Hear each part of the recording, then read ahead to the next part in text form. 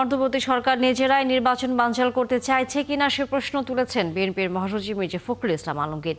স্পষ্ট জানিয়েছেন, আসছে ফেব্রুয়ারিতে জাতীয় নির্বাচন ও গণভোট হতে হবে, এর বাইরে অন্য কিছু মেনে নেওয়া হবে না। বিপ্লব ও সংহতি দিবসের র্যালির পূর্বে এক সংক্ষিপ্ত সমাবেশে এসব কথা বলেন মির্জা ফখরুল। শফিকুল হকের প্রতিবেদন।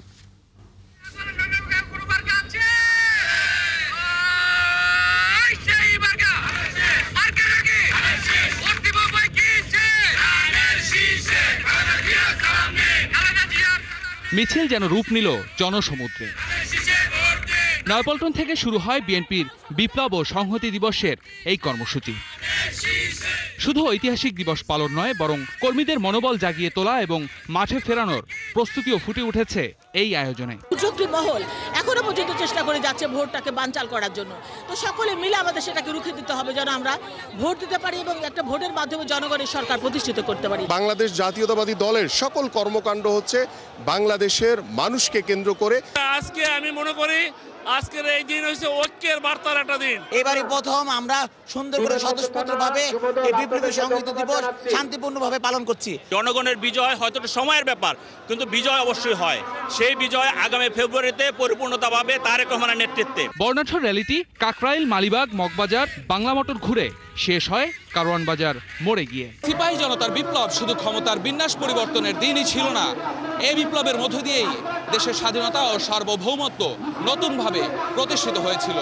এদিনেই জন্ম নেয় জাতীয়তাবাদী রাজনীতির মূল ভিত্তি। এর আগে নয়াপল্টনে সংক্ষিপ্ত সমাবেশ করে বিএনপি। দিনটি শুধু স্মৃতিতে নয়, বর্তমান ও ভবিষ্যতের রাজনীতির দিশারি হিসেবে মনে করেন দলটির নেতারা। এই সরকারকে আমরা সহযোগিতা করব, আমরা বরাবর সহযোগিতা করে যাচ্ছি।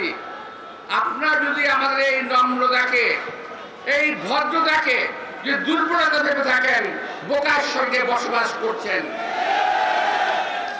বিএনপি যদি মাঠে নামে আপনাদেরকে ট্যাবলেট খাওয়ার জন্য খুঁজে পাওয়া যাবে না। প্রধান অতিথির বক্তব্যে সমসাময়িক বিষয়েও কথা বলেন বিএনপি মহাসচিব। অভিযোগ করেন, দীর্ঘ আলোচনায় দলগুলো যেসব বিষয়ে ঐক্যমত্য হয়েছে তার বাইরের বিষয় যুক্ত করে জুলাই সনদের প্রস্তাবনা দেওয়া হয়েছে। নির্বাচন নিয়ে সরকারের অবস্থান অস্পষ্ট বলেও মন্তব্য করেন মির্জা ফখরুল। আজকে দুর্ভাগ্য আমাদের, আজকে অন্তর্বর্তীকালীন সরকার যাকে আমরা সম্পূর্ণ সমর্থন দিয়েছি, তারা আজকে নিজেরাই আজকে একটা অবস্থা তৈরি করছে যাতে করে নির্বাচন ব্যাহত হয়। ওই রাজনৈতিক দলগুলো যে কয়েকটা গণভোটের চাপ দিচ্ছে, তারাও আজকে খুব পরিষ্কার ভাবে বলতে চাই যে নির্বাচনকে বানচাল করবার ষড়যন্ত্র করছে।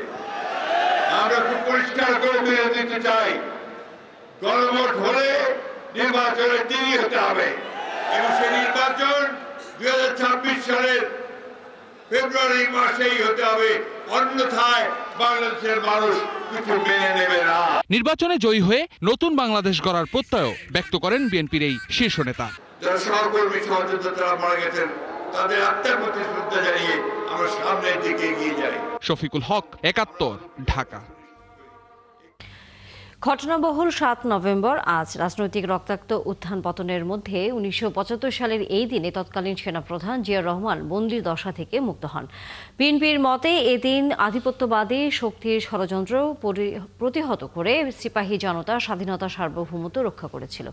এরপর থেকে দিনটিকে জাতীয় বিপ্লব ও সংহতি দিবস হিসেবে পালন করে আসছে বিএনপি সহ আপামর জনগণ। কোন প্রেক্ষাপটে এই বিপ্লব সংগঠিত হলো তা জানাচ্ছেন সহকর্মী শফিকুল হক।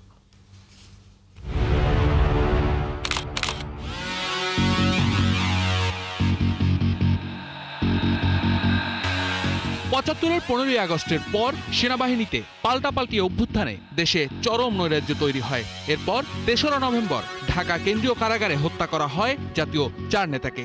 এসব ঘটনার ধারাবাহিকতায় সেনাবাহিনীর তৎকালীন উপপ্রধান ব্রিগেডিয়ার জেনারেল খালেদ মোশাররফ তার অনুসারী সেনা সদস্যদের নিয়ে সেনাপ্রধান মেজর জেনারেল জিয়াউর রহমানকে ঢাকা ক্যান্টনমেন্টে বন্দী করেন।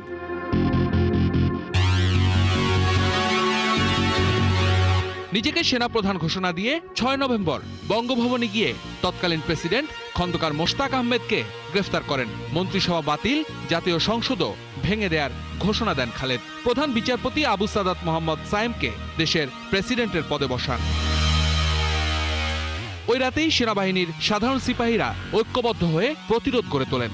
অভূতপূর্ব সেই বিপ্লব অভ্যুত্থানের মধ্য দিয়েই সাময়িক বন্দিদশা থেকে মুক্ত হন মহান স্বাধীনতার ঘোষক তৎকালীন সেনাপ্রধান মেজর জেনারেল জিয়াউর রহমান। পাল্টা অভ্যুত্থান ঠেকাতে গিয়ে 7 নভেম্বর সকালে কয়েকজন অনুসারী সহ প্রাণ হারান খালেদ মোশাররফ। অভূতপূর্ব এক সংহতির নজির সৃষ্টি হয় দেশের রাজনীতিতে। জেনারেল জিয়া চলে আসেন ক্ষমতার কেন্দ্রবিন্দুতে। এ সময় জিয়াউর রহমান ছাড়া অন্য কোনো সেনা ব্যক্তিত্ব ছিল না যিনি সেনাবাহিনীকে নিয়ন্ত্রণে আনতে পারে।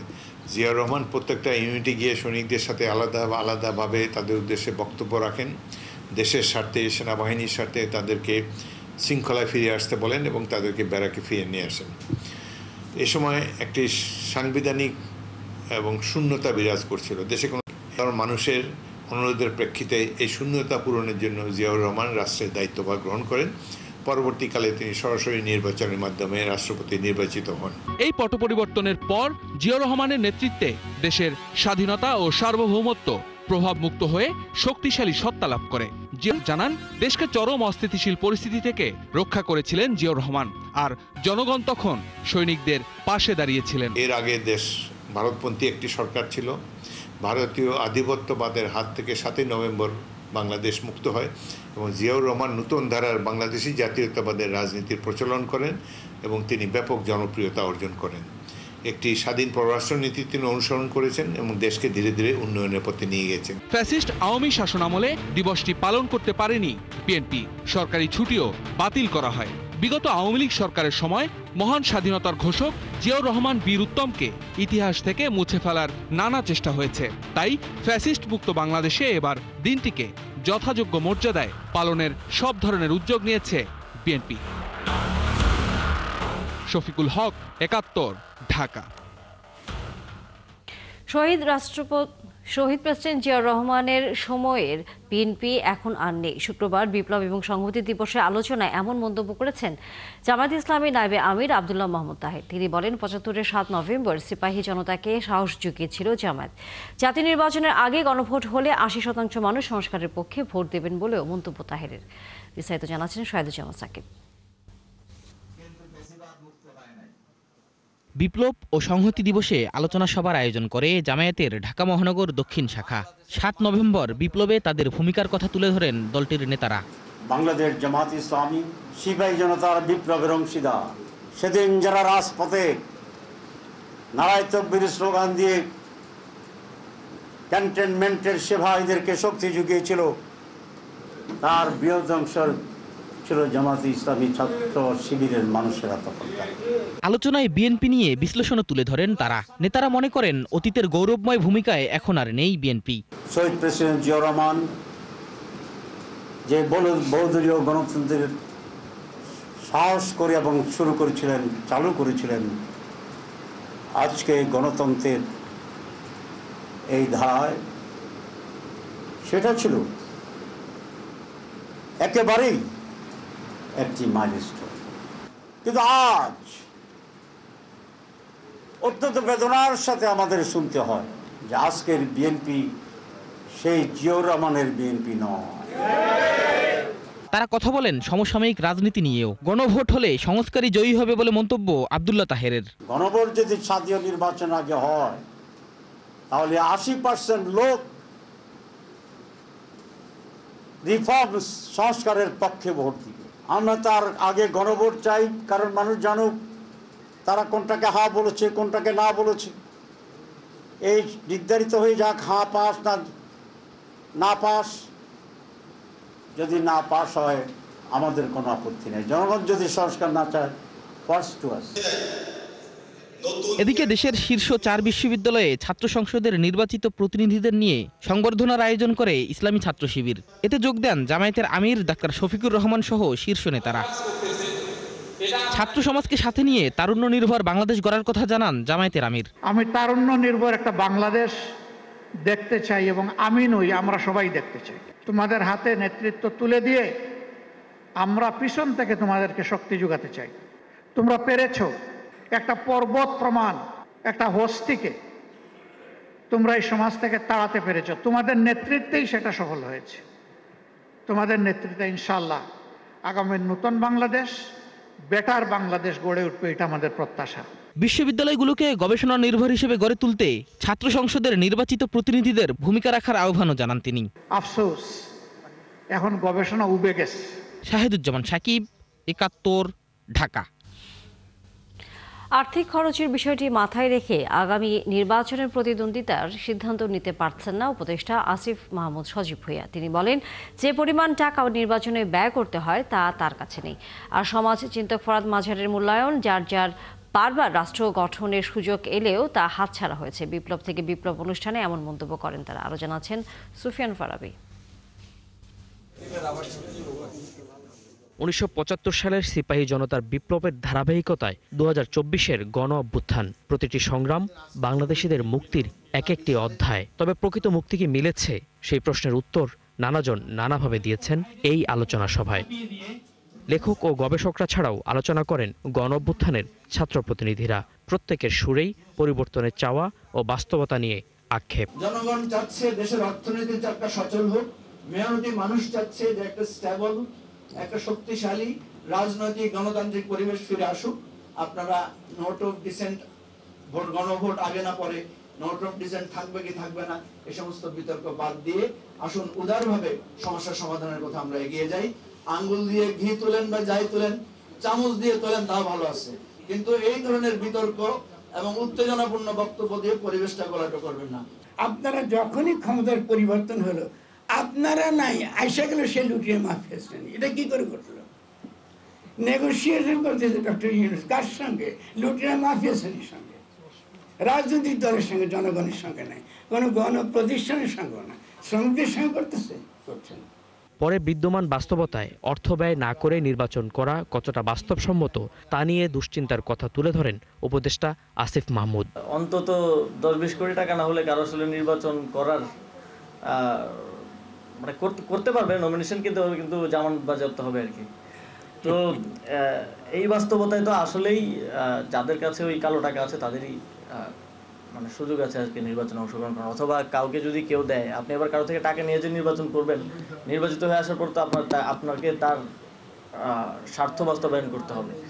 যদি আজকে কোনো ব্যবসায়ী থেকে বা যদি অন্য যে কারো থেকে আপনি টাকা নিয়ে ইলেকশন করেন, তাহলে তো আপনাকে, সেজন্য আমাদেরও বারবার চিন্তা করতে হয় যে ইলেকশন কি করবো নাকি করবো না। তার মতে জনপ্রিয় কিছু কর্মসূচির নাম নতুন বন্দোবস্ত হতে পারে না।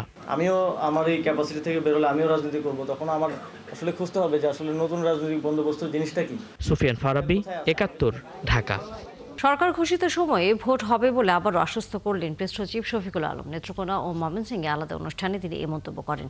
এ সময় তিনি আরও বলেন, ফেব্রুয়ারিতে সংসদ নির্বাচন নিয়ে যারা বিভ্রান্তি ছড়াচ্ছে তারা স্বৈরাচারের দোষর। সহকর্মীদের পাঠানো তথ্য ছবিতে বিস্তারিত। এই বিষয়টা এখনো শুক্রবার সকালে নেত্রকোনার সার্কিট হাউস মিলনায়তনে সাংবাদিকদের সাথে মতবিনিময় করেন অন্তর্বর্তী সরকারের প্রধান উপদেষ্টার প্রেস সচিব শফিকুল আলম। এ সময় তাদের সাথে নির্বাচন ইস্যুসহ নানা বিষয় নিয়ে আলোচনা করেন। পরে সাংবাদিকদের প্রেস সচিব বলেন, সারা দেশে নির্বাচনের উৎসব শুরু হয়ে গেছে। যে কোনো অবস্থায় মধ্য ফেব্রুয়ারিতেই নির্বাচন হবে। এ সরকারই নির্বাচনী সরকার হিসেবে কাজ করবে বলেও জানান তিনি। আপনি খুঁজে দেখবেন যে তারা হচ্ছেন এই পতিত স্বৈরাচারের দোষর ছিলেন। তার হয়তোবা তার কাছ থেকে পূর্বাচলের প্লট পেয়েছেন, নতুবা তার কাছ থেকে কোনোভাবে কোনো মনিটারি বেনিফিট পেয়েছেন, বা তার দ্বারা তারা সেই সময় খুব সুখে শান্তিতে ছিলেন বা অনেক ধরনের বেনিফিটস পেয়েছেন। নির্বাচন নিয়ে কোনো ধরনের কোনো বিভ্রান্তি, নির্বাচন ফেব্রুয়ারির প্রথমার্ধে হবে। পরে বিকেলে ময়মনসিংহ নগরীর কলেজ রোডে এক নাগরিক সংবর্ধনায় যোগ দেন প্রেস সচিব। এ সময় তিনি বলেন, নির্ধারিত সময়েই নির্বাচন হবে, এ নিয়ে কোনো সংশয় নেই, কিন্তু একটি পক্ষ এ নিয়ে বিভ্রান্তি ছড়াচ্ছে। নির্বাচন সঠিক টাইমে হবে। রাজনৈতিক দলগুলো জুলাই চার্টারের বাস্তবায়ন নিয়ে, গণভোট নিয়ে ওনারা কথাবার্তা বলছেন। আমরা আশা করছি তারা একটা ডিসিশনে আসবেন। আসলে আমরা নির্বাচনের কাজটা আরও দ্রুত এবং আরও সুন্দরভাবে সম্পন্ন হবে। কোনো ধরনের কোনো উদ্বেগ নাই। যারা উদ্বেগ ছড়াচ্ছে তারা আপনারা দেখেন, তারা সব আওয়ামী লীগের দোসর। রাজনৈতিক দলগুলো গণভোট নিয়ে দ্রুত একটি সিদ্ধান্তে পৌঁছালে নির্বাচনের পরিবেশ আরও সুন্দর হবে বলেও মন্তব্য করেন প্রধান উপদেষ্টার প্রেস সচিব। ছেলে মেয়েদের থেকে শুরু করে। অরিসুল ইসলাম, ৭১। গণঅভ্যুত্থানের অংশীদারদের সংসদে থাকা উচিত বলে মনে করেন এনসিপির আহ্বায়ক নাহিদ ইসলাম। তিনি বলেন, গণঅভ্যুত্থানের মধ্য দিয়ে ছাত্র শিক্ষকদের যে মেলবন্ধন তৈরি হয়েছে তা অটুট রাখতে চায় এনসিপি। জুলাই সনদের আইনি ভিত্তি নিশ্চিত করেই নির্বাচনের দিকে এগোতে চায় তরুণদের দল এনসিপি। জুলাই সনদে নোট অফ ডিসেন্ট থাকতে পারবে না বলেও জানান নাহিদ ইসলাম। রশিদ আনিস জানাচ্ছেন বিস্তারিত। শুক্রবার বাংলা একাডেমিতে আত্মপ্রকাশ করল বিশ্ববিদ্যালয় শিক্ষকদের নতুন সংগঠন ইউনিভার্সিটি টিচার্স ফোরাম। অনুষ্ঠানে জাতীয় নাগরিক পার্টির আহ্বায়ক নাহিদ ইসলাম বলেন, দেশের বেকারত্ব সমস্যাকে দূর করতে হলে শিক্ষা ব্যবস্থাকে ঢেলে সাজাতে হবে। অভ্যুত্থানের পর সুযোগ থাকলেও অন্তর্বর্তী সরকার শিক্ষা খাতের উন্নয়নে ব্যর্থ হয়েছে। সরকার ব্যর্থ হলেও আমরা যারা অভ্যুত্থানে অংশ নিয়েছিলাম আমরা সামনে এগিয়ে নিয়ে যেতে চাই। আমাদের সক্ষমতা থেকে আমরা সেই জায়গাটায় কাজ করতে চাই। গণ অভ্যুত্থানের অংশীদার যারা, তাদের সকলেই পার্লামেন্টে থাকা উচিত। সেই পার্লামেন্টে সংস্কার পরিষদ হবে, নতুন সংবিধানের জন্য কাজ করা হবে। ফলে যারা শিক্ষকেরা রয়েছেন অবশ্যই তাদের সেখানে অংশগ্রহণ প্রয়োজন। দেশে ফ্যাসিবাদী কাঠামো এখনো রয়ে গেছে এমন মন্তব্য করে তিনি বলেন, ব্যক্তি ও সমাজের চিন্তার পরিবর্তন ছাড়া ফ্যাসিবাদ বিলোপ সম্ভব নয়। ব্যক্তি এবং সমাজের পরিবর্তন ছাড়া আপনি রাষ্ট্রের ফ্যাসিবাদ দূর করতে পারবেন না, বা দূর করলেও সেটা টিকিয়ে রাখতে পারবেন না। এবং ব্যক্তির চিন্তার ভিতরে যে ফ্যাসিবাদ রয়ে গিয়েছে সেটার জন্য গুরুত্বপূর্ণ হচ্ছে বিশ্ববিদ্যালয়, গুরুত্বপূর্ণ হচ্ছে শিক্ষা ব্যবস্থা, আমাদের সাংস্কৃতিক চর্চা। নোট অফ ডিসেন্ট ছাড়াই ডক্টর মোহাম্মদ ইউনূস আদেশ জারি করে জুলাই সনদ বাস্তবায়ন করলে নির্বাচনের দিকে এগোবে এনসিপি। জুলাই সনদে নোট অফ ডিসেন্ট বলে কিছু থাকবে না। আমরা যা ঐক্যমত হয়েছে সেটা জনগণ বাকিটা ঠিক করবে। জনগণ যদি বলে সেগুলোই বাস্তবায়িত হবে। সেই সকল বিবেচনায় আমরা আশা করি খুব দ্রুত সময়ের মধ্যে জুলাই সনদের আইনি ভিত্তির মাধ্যমে আমরা নির্বাচনের দিকে যাব। নাহিদ বলেন, গণঅভ্যুত্থানের সময় অর্থনৈতিক সংকটের সবচেয়ে বড় ভুক্তভোগী তরুণেরা। সব রাজনৈতিক দল বেকারত্ব দূরের কথা বললেও কোন প্রক্রিয়ায় তা হবে সেটা জানায় না। এনসিপি তাদের নির্বাচনের ইশতেহারে সেই পরিকল্পনা তুলে ধরবে। আমরা আমাদের নির্বাচনী ইশতেহারও সেটি বলার চেষ্টা করব। রাশেদ আনিস, ৭১, ঢাকা।